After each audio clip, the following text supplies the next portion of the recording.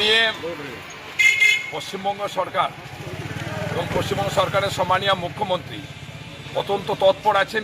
প্রতিক্ষণে খবর রাখছিলেন তিনি ভাঙনের সময়ও, আর এখনও তিনি খবর রাখছেন। ইরিগেশন ডিপার্টমেন্ট তৎপরতার সাথে সেটা লক্ষ্য রাখছে। দ্রুতগতিতে সেই রাস্তা সড়কের কাজ বা ব্রিজের কাজ যা হোক বা লোকগেটের কাজ সেটা গভর্নমেন্ট থেকে করা হবে। মাঝখানে দাঁড়িয়ে যে মানুষের যাতায়াতের জন্য যে ব্যবস্থাটা করা হচ্ছে সমস্ত গ্রামবাসী নেমে পড়ছে, কিন্তু এটা সম্পূর্ণ দায়িত্বটা ছিল ওই গ্রাম পঞ্চায়েতের প্রধানের। সেখানে গ্রাম পঞ্চায়েতের প্রধান আছেন আপনার বিজেপির। তারা পরিকল্পিতভাবে মানুষকে উস্কে দিয়ে সরকারকে বদনাম করার জন্য এই ধরনের একটা অপপ্রচার করে তারা চেষ্টা করছেন। সেই অপপ্রচেষ্টা মানুষ ধরে ফেলেছে। সেখানে দাঁড়িয়ে যে বাসের আপাতত চলার জন্য যে বাসের ব্রিজটা তৈরি করছে তারা, সেটাতে কিন্তু কোনো বিজেপি আলাদাভাবে করছে না। সেখানে আমাদের জনপ্রতিনিধি আছে, সকলে মিলে সহযোগিতা করে ওটা করছেন, টেম্পোরারিজ করছেন, দ্রুতগতিতে সরকার এখানে একটা ব্যবস্থা গ্রহণ করবে।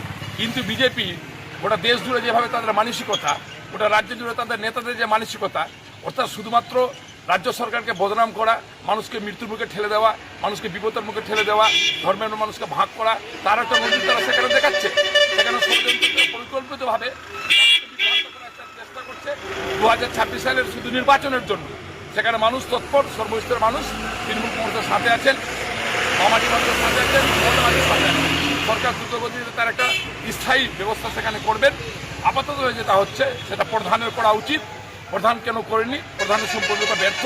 এই ব্যর্থতা প্রধানকে নিজের মাথায় নিতে হবে।